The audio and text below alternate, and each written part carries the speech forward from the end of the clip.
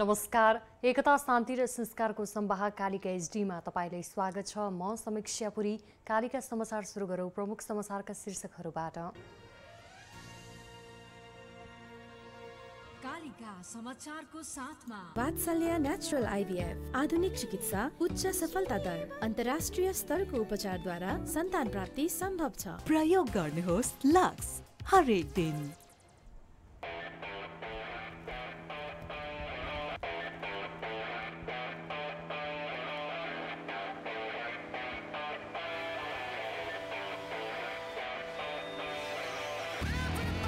यस Yamaha नेपालको अति लोकप्रिय motorcycle hero Super Splendor. Pond's Bright Beauty। यस वर्षको एसईको नतिजा सार्वजनिक। 9600 जना विद्यार्थीले 3.6 देखि 4 जीपीए ल्याए।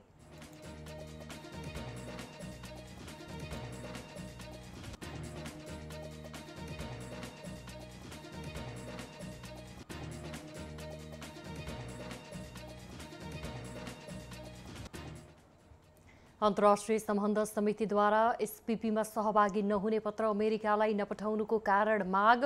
प्रधान सेनापतिको अस्ट्रेलिया भ्रमणको सम्बन्धमा सम्बन्धित निकायलाई बोलाएर जानकारी लिइने।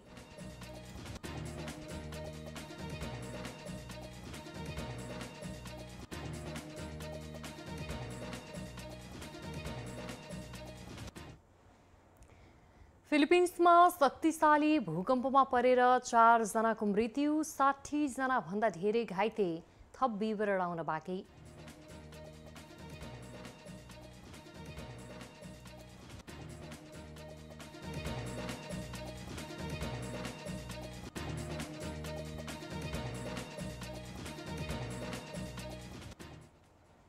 र ग्रीष्मकालीन ओलम्पिकका लागि 10 खेलाडीले छात्रवृत्ति प्राप्त गरे।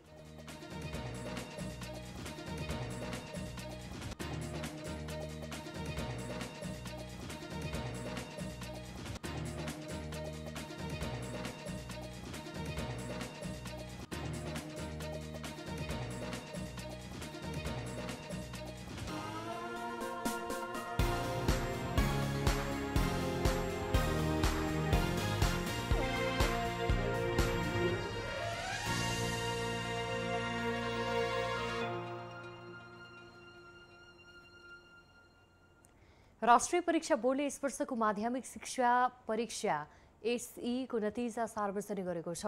परीक्षा बोर्डको बुधबार बसेको बैठकले माध्यमिक शिक्षा परीक्षा एसईको नतिजा सार्वजनिक गरेको हो। बोर्ड परिसरमा आयोजित पत्रकार सम्मेलनमा परीक्षा नियन्त्रक दुर्गाप्रसाद अर्यालले परीक्षामा सहभागी भएका 5,14,977 मध्ये 9,633 जनाले 3.6 देखि 4 जीपीए ल्याएको जानकारी दिनुभयो।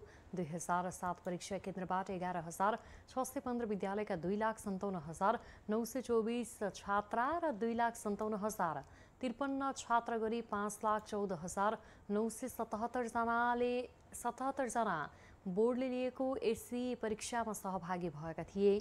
परीक्षामा सहभागी भएका मध्ये 41,627 जनाले 3.20 देखि 3.60, 59,900 जनाले 2.80 देखि 3.20 जीपीए र 90,758 जनाले 2.4 देखि 2.80 जीपीए ल्याएको परीक्षा नियन्त्रक अर्यालले जानकारी दिनुभयो। त्यसअनुसार यो परीक्षामा 4,95,751 परीक्षार्थी मध्ये 22,640 जना परीक्षार्थी परीक्षामा अनुपस्थित भएको अवस्था छ र त्यो सङ्ख्यालाई हामीले प्रतिशतमा हेऱ्यौँ भने 4.57% हुन्छ। यसै गरी अर्को सबभन्दा सानो जीपीए 0.8 देखि 1.2 सम्म ल्याउने विद्यार्थी सङ्ख्या 3,280 छ। त्यसलाई हामीले प्रतिशतमा हेर्दाखेरि 0.66% हुन्छ। त्यसै गरी 1.2 देखि 1.6 जीपीए ल्याउने परीक्षार्थी सङ्ख्या 44,586 छ। त्यसको प्रतिशतमा हामीले हेर्दा 8.99, त्यसलाई राउन्ड फिगरमा लिँदा 9% भन्न सक्छौँ। यसै गरी 1.6 देखि 2.0 जीपीए ल्याउने विद्यार्थी सङ्ख्या 1,05,594 जना छन् र त्यो टोटल विद्यार्थी सङ्ख्यासँग तुलना गर्दाखेरि 20.29 20.29% हुन्छ। यसै गरी 2.0 देखि 2.4 जिपिए ल्याउने परीक्षार्थीहरू 1,12,733 जना छन्। त्यो टोटल प्रतिशतमा हामीले हेर्दाखेरि 22.74% हुन्छ। यसै गरी 2.4 देखि 2.8 सम्म ल्याउने परीक्षार्थी सङ्ख्या 90,558 छ। त्यसलाई प्रतिशतमा हेर्दा 18.31% हुन्छ। सबैभन्दा धेरै 1,12,733 जनाले 2 देखि 2.4 जिपिए ल्याएका छन् भने 1,594 जनाले 1.6 देखि 2 जिपिए ल्याएका छन्। 1.2 देखि 1.6 जिपिए ल्याउनेको सङ्ख्या 44,586 र 0.80 जिपिएदेखि 1.2 जिपिए ल्याउनेको सङ्ख्या 3,280 रहेको बोर्डले जनाएको छ। प्रतिनिधि सभा अन्तर्गतको अन्तर्राष्ट्रिय सम्बन्ध समितिले सरकारले स्टेट पार्टनरसिप प्रोग्राम एसपीपीमा सहभागी नहुने पत्र अमेरिकालाई नपठाउनुको कारण माग गरेको छ। बुधबार बसेको समितिको बैठकले एसपीपीमा नेपाल सहभागी नहुने भनेर मन्त्री परिषदको बैठकले निर्णय गरे पनि हालसम्म अमेरिकालाई पत्र नलेखेको भन्दै पत्र नलेख्नुको कारण माग गर्ने निर्णय गरेको हो। समितिले 3 पटकसम्म सरकारका सम्बद्ध निकायहरूलाई पत्रसार गरी एसपीपी सम्झौतासँग सम्बन्धित कागजात माग गरे पनि नपाएकोले सो कागजात प्राप्त गर्न नसक्नुको कारण पनि माग गरेको समिति सभापति पवित्र निरौला खरेलले बताउनुभयो। सेनापति अस्ट्रेलिया गएको कुराहरू चाहिँ हामीले जानकारी पायौँ। अब यो के का लागि जानुभएको हो भन्ने खालको कुराहरूलाई जानकारी छैन। त्यसले गर्दा आधिकारिक रूपमा आधिकारिक ठाउँबाट यो जानकारी हामी दिन चाहन्छौँ। यसले गर्दा आजको बैठकले हामीले त्यो निर्णय गर्नुपर्ने हुन्छ भन्ने मलाई लाग्छ। आधिकारिक ठाउँबाट के चाहिँ जानुभएको हो। अब हल्ला विभिन्न किसिमको आउँछ आइरहेको छ। अब आइपिएसको सन्दर्भमै छलफलमा चाहिँ जानुभएको हो भन्ने खालको कुरा छ। यस्तै प्रधान सेनापतिको अस्ट्रेलिया भ्रमणको सम्बन्धमा पनि विभिन्न प्रकारका हल्लाहरू आएकाले भ्रमणको सम्बन्धमा आधिकारिक कुरा आगामी बैठकमा सम्बन्धित निकायले बोलाएर लिइने उहाँले जानकारी दिनुभयो। समितिको बैठकमा विश्व सम्पदा सूचीकृत सांस्कृतिक क्षेत्र अध्ययन तथा अनुगमन उपसमितिले आफ्नो प्रतिवेदन पनि पेश गरेको छ। नेपाली कांग्रेसका नेता डाक्टर शेखर कोइरालाले कांग्रेसलाई कम क्षति हुने गरी गठबन्धन गर्नुपर्ने बताउनु भएको छ। प्रेस युनियन पर्साले बुधबार वीरगञ्जमा आयोजना गरेको पत्रकार सम्मेलनलाई सम्बोधन गर्दै नेता कोइरालाले नेपाली कांग्रेसलाई कम क्षति हुने गरी गठबन्धन गर्नुपर्ने बताउनु भएको हो। उहाँले कांग्रेसलाई कम क्षति हुने गरी गठबन्धन गर्ने विषयमा छलफल भइरहेको बताउनुभयो। उहाँले गठबन्धनका अन्य दलहरूले सबै कुरा आफूहरू नै हो भन्ने सोचिरहेको उल्लेख गर्दै कांग्रेस नेपालको पुरानो ठूलो र स्थानीय निर्वाचनमा सबैभन्दा धेरै सिट जितेको पार्टी भएको स्मरण गराउनुभयो। नेता कोइरालाले सबैलाई समेटेर हिँड्ने कांग्रेसको सोच रहेको पनि स्पष्ट पार्नु भएको थियो। राष्ट्रिय प्रजातन्त्र पार्टी राप्रपाले सरकारले आफ्नो माग पूरा नगरे तेस्रो चरणको आन्दोलन गर्ने चेतावनी दिएको छ। बुधबार काठमाडौँमा बढ्दो महँगी विरुद्ध दोस्रो चरणको आन्दोलन गरेको राप्रपाले महँगी विरुद्ध पार्टीले सरकारलाई गराएको ध्यानकर्षणको अवहेलना भए तेस्रो चरणको आन्दोलन गर्ने चेतावनी दिएको हो। बुधबार राप्रपा निकट राष्ट्रिय प्रजातान्त्रिक महिला संगठनले संघीय राजधानी काठमाडौँसहित देशभरका जिल्ला सदरमुकाममा थाल ठटाएर विरोध प्रदर्शन गरेको थियो। काठमाडौँको भृगुटी मण्डप, ललितपुर, भक्तपुर लगायत मुख्य शहरमा पनि विरोध प्रदर्शन गरेको राप्रपाले जनाएको छ। विरोध प्रदर्शनपछि सञ्चारकर्मीहरूसँग बोल्दै राष्ट्रिय प्रजातान्त्रिक महिला संगठनकी अध्यक्ष एवं राप्रपा नेत्री अञ्जना रावलले आफूहरूले सरकारलाई बढ्दो महँगीको बारेमा ध्यानकर्षण गराइसकेको तर सरकारले कुनै चासो नदेखाएकोले शान्तिपूर्ण रूपमा दोस्रो चरणको आन्दोलन आजबाट सुरु गरेको बताउनु भएको थियो। राष्ट्रिय प्रजातन्त्र पार्टीले आफ्नो चरमबद्ध आन्दोलनको क्रममा यो हाम्रो दोस्रो चरणको आन्दोलन हो। आज राष्ट्रिय प्रजातान्त्रिक महिला संगठनको अगुवाईमा हामी सरकार विरुद्ध सरकारले जुन गरेको छ महँगी विरुद्धको आन्दोलनमा हामी सरकारलाई ध्यानकर्षण गर्नको लागि थाल ठटाएर सडकमा आएका छौँ। हाम्रो यो दोस्रो चरणको आन्दोलन पनि सुनवाई भएन भने तेस्रो चरणको आन्दोलन हामी छिटै नै भदौको पहिलो हप्तातिर हाम्रो आन्दोलन परिचालन समितिका सदस्य पार्टीका उपाध्यक्ष बुद्धिमान तामाङज्यूले तय गर्नुहुनेछ।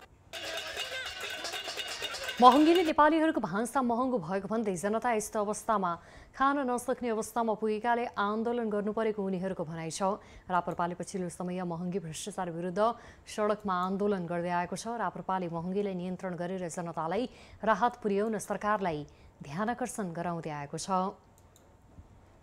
उद्योग वाणिज्य तथा आपूर्ति मन्त्री दिलेन्द्र प्रसाद बडुले जनकपुर चुरोट कारखाना सरकारले सञ्चालनमा ल्याउने तयारी गरेको बताउनु भएको छ। बुधबार उद्योग मन्त्री बडुले विगत लामो समयदेखि बन्द रहेको जनकपुर चुरोट कारखानाको निरीक्षणपछि सञ्चारकर्मीहरूसँग कुरा गर्दै यस्तो बताउनु भएको हो।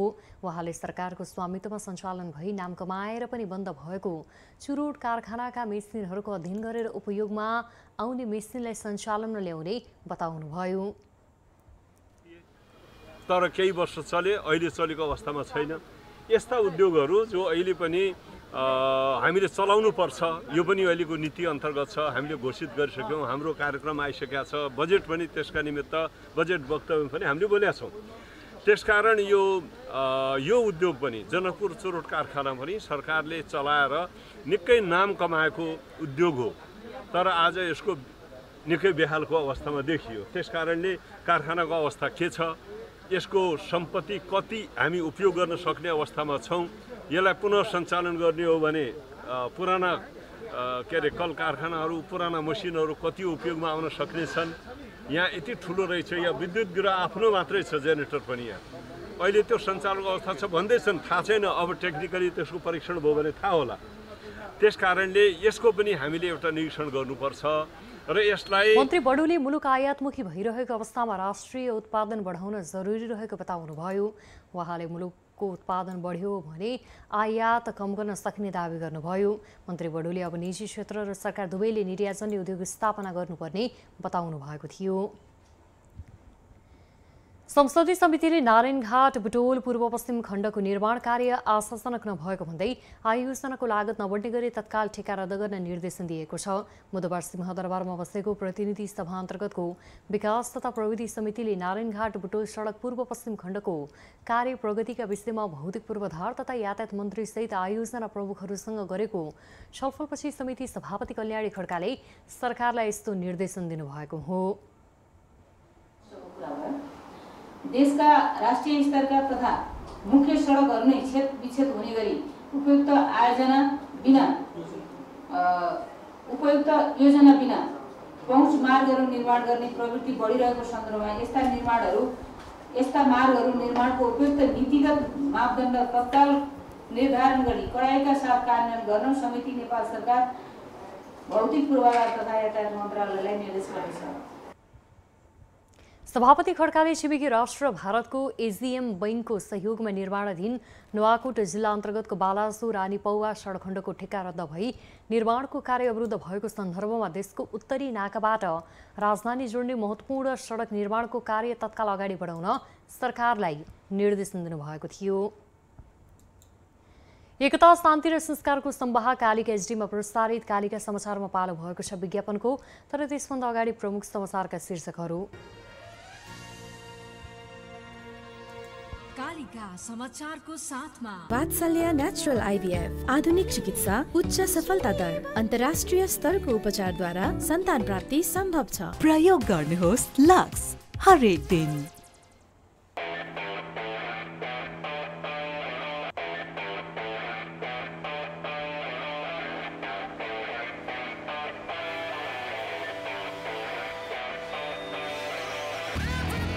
Yes, Yamaha. नेपालको अति लोकप्रिय motorcycle hero Super Splendor. Pond's Bright Beauty। यस वर्षको एससीईको नतिजा सार्वजनिक 9600 जना विद्यार्थीले 3.6 देखि 4 जीपीए ल्याए।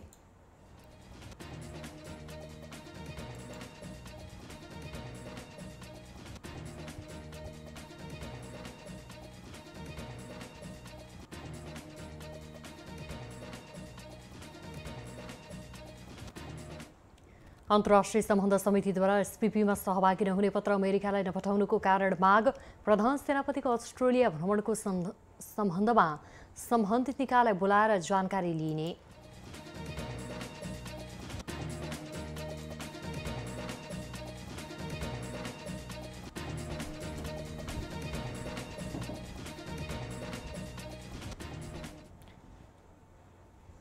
फिलिपिन्समा शक्तिशाली भूकम्पमा परेर 4 जनाको मृत्यु, 60 जना भन्दा धेरै घाइते।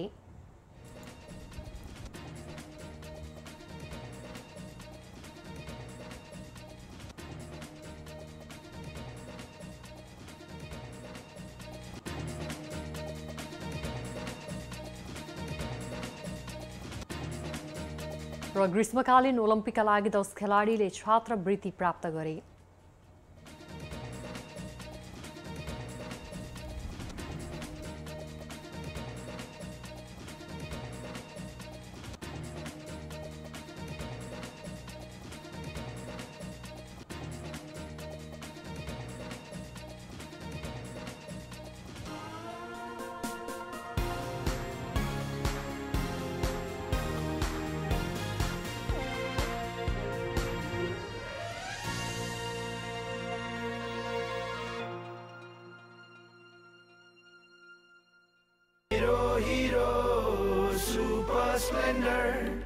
मेरो हिरो कति प्यारो अरू पनि होला राम्रो तर पनि मेरै हिरो प्यारो पहाडेर ओहो तर कति सुन्दर हाम्रो बाधा पनि कति हो त्यसैले हिरो सुपर स्प्लेन्डर नै प्यारो काम लागे हुन्छ धुलो पानी परे हिलो मैलो त्यसैले त हिरो सुपर स्प्लेन्डर नै प्यारो सबैलाई सुहाउँदो सुपर स्प्लेन्डर नै प्यारो नेपालको अति लोकप्रिय motorcycle hero Super Splendor. Jagdamba super sign तथा ग्याल्वा प्लस जस्ता पाता जीवनभरको भरोसा।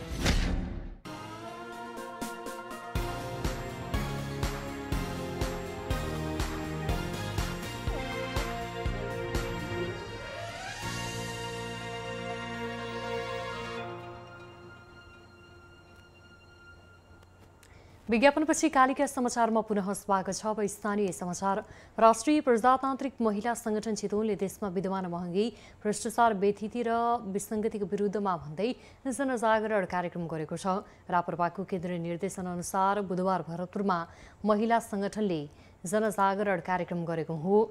थाल ठटाउँदै विभिन्न प्लेकार्ड तथा ब्यानर बोकेर उनीहरूले जनजागरण गरेका हुन्। जनता जागरण भए मात्रै देशमा सुशासन कायम हुने भन्दै र्याली सहित कार्यक्रम गरिएको राष्ट्रिय प्रजातन्त्र पार्टी भरतपुर महानगर कमिटीका सचिव सुलभ सिग्देले बताउनुभयो। राप्रपा कार्यालय रिजाल चौकबाट निस्किएको विरोध र्याली हाकिमचौक केन्द्र बस टर्मिनल जिल्ला प्रशासन कार्यालय हुलाक हुँदै पुनः पार्टी कार्यालयसम्म पुगेको थियो। र्यालीमा सहभागीहरूले नागरिकता विधेयक खारेज गर, महँगी नियन्त्रण गर, संहिता खारेज गर, हिन्दू राष्ट्र कायम गर लगायतका नाराहरू लगाएका थिए। चितवन राष्ट्रिय निकुञ्जले निकुञ्जको मध्यवर्ती तथा वन क्षेत्रमा वन्यजन्तुले मानव पशु तथा भौतिक क्षति पुर्याएका परिवारलाई 3,04,73,387 जनालाई राहत वितरण गरेको छ। निकुञ्ज आसपासका मध्यवर्ती क्षेत्रका परिवार धादिङ, नौलपरासी, बर्दघाट, सुस्ता पूर्व, नौलपरासी, बर्दघाट, सुस्ता पश्चिम र चितवनमा वन्यजन्तुबाट मानवीय तथा भौतिक क्षति पुर्याएका परिवारलाई सो रकम वितरण गरेको हो। यस क्षेत्रमा वन्यजन्तुबाट 724वटा घटना घटेका थिए। 1 वर्षको अवधिमा वन्यजन्तुको आक्रमणबाट 22 जनाको मृत्यु भएको छ भने 53 जना घाइते भएका छन्। मृत्यु भएका परिवारले 10 लाख रुपैयाँ प्राप्त गर्दछन्। घाइतेका हकमा उपचार खर्च निकुञ्जले नै बेहोर्ने गरेको छ। यस्तै गत आर्थिक वर्ष वन्यजन्तुबाट 148वटा पशु आक्रमणमा परेका छन्। कालिका समाचारमा अब अर्थ समाचार। मंगलबार उच्च अङ्कले गिरावट आएको नेप्से परिसूचक बुधबार अन्तिम समयमा वृद्धि भएर कारोबार बन्द भएको छ। बुधबार नेप्से सूचक 23.83 अङ्कले बढेर 2111.99 बिन्दुमा पुगेको छ। त्यस्तै सेन्सिटिभ इन्डेक्स 4.53 अङ्कले बढेको छ भने लोट इन्डेक्स 1.51 अङ्क र सेन्सिटिभ लोट इन्डेक्स 1.44 अङ्क बढेको छ। बुधबार कारोबारमा आएका 227 कम्पनीको 75,08,188 किता सेयर 3 अर्ब 16 करोड 14,55,141 रुपैयाँ बराबरको कारोबार भएको छ। कालिका समाचारमा अब अन्तर्राष्ट्रिय समाचार। फिलिपिन्समा गएको शक्तिशाली भूकम्पमा परेर कम्तीमा पनि 4 जनाको मृत्यु भएको छ। 60 जना भन्दा धेरै घाइते भएका छन्। उत्तरी लुजोन टापुमा केन्द्रबिन्दु बनाएर बिहान 7 म्याग्निच्युडको भूकम्प गएको अन्तर्राष्ट्रिय सञ्चार माध्यमले जनाएका छन्। भूकम्पबाट लुजुन टापुको अब्रा प्रान्त सबैभन्दा धेरै प्रभावित भएको छ। उद्धारकर्ताहरूले भत्किएका संरचनामा पुरिएकाहरूको खोजी तथा उद्धार जारी राखेका छन्। भूकम्पको धक्का जापान, ताइवान र चीनमा समेत महसुस गरिएको अन्तर्राष्ट्रिय सञ्चार माध्यमले जनाएका छन्। कालिका समाचारमा अब खेल समाचार। सन् 2024 में फ्रान्सको पेरिसमा आयोजना हुने ग्रीष्मकालीन ओलम्पिकका लागि 10 खेलाडीले ओलम्पिक छात्रवृत्ति प्राप्त गरेका छन्। नेपाल ओलम्पिक कमिटीले सम्बन्धित खेल सङ्घको सिफारिसमा बुधबार छात्रवृत्तिका लागि 10 खेलका 10 खेलाडी छनौट गरेको हो। छनौट भएका खेलाडीलाई अन्तर्राष्ट्रिय ओलम्पिक कमिटीले स्वीकृत गरेको छ। छात्रवृत्तिको लक्ष्य ओलम्पिकमा छनौट रहनेछ। छनौट हुने खेलाडीमा टेबल टेनिसका समयोग कपाली, फेन्सिङका पायस योन्जन, पौडीका नासिर याहा हुसेन, ब्याडमिन्टनका प्रिन्स दाहाल, जोडकी मनिता श्रेष्ठ प्रधान, सुटिङकी सुस्मिता नेपाल, तेक्वान्दोकी युनिसिया राई, डान्स स्पोर्ट्सका दीपक लामा, गल्फका सुभाष तामाङ र भारोत्तोलनका सागर भण्डारी रहेका छन्। छात्रवृत्ति अन्तर्गत प्रत्येक खेलाडीले मासिक $750,000 प्राप्त गर्नेछन् र यो ओलम्पिकको अन्तिम छनौटसम्म कायम रहनेछ। छनौटमा सफल रहे ओलम्पिक प्रतियोगितासम्म नै छात्रवृत्ति कायम हुनेछ। एकता, शान्ति र संस्कारको सम्वाह कालिका एचडीमा प्रसारित। कालिका समाचारको अन्त्यमा प्रमुख समाचारका शीर्षकहरू पुनः एकपटक। कालिका समाचारको साथमा वात्सल्य नेचुरल आइभीएफ, आधुनिक चिकित्सा, उच्च सफलता दर, अन्तर्राष्ट्रिय स्तरको उपचारद्वारा सन्तान प्राप्ति सम्भव छ। प्रयोग गर्नुहोस् लक्स हरेक दिन।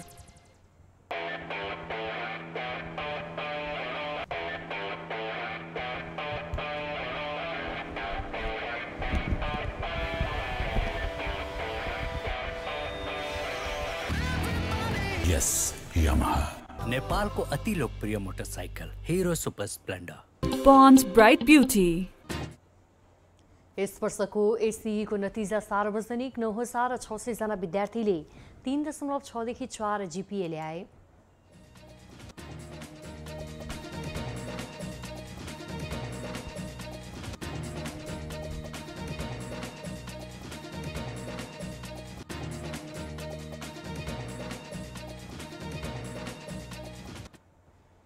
अन्तर्राष्ट्रिय सम्बन्ध समितिद्वारा एसपीपीमा सहभागी नहुने पत्र अमेरिकालाई नपठाउनुको कारण माग। प्रधान सेनापतिको अस्ट्रेलिया भ्रमणको सम्बन्धमा सम्बन्धित निकायलाई बोलाएर जानकारी लिइने।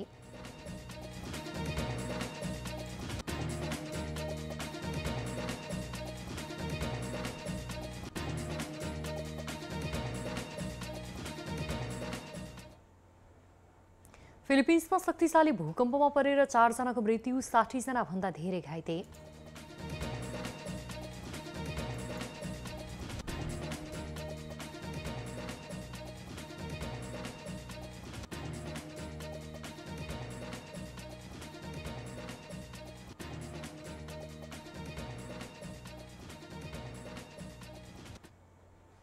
र ग्रीष्मकालीन ओलम्पिकका लागि 10 खेलाडीले छात्रवृत्ति प्राप्त गरे।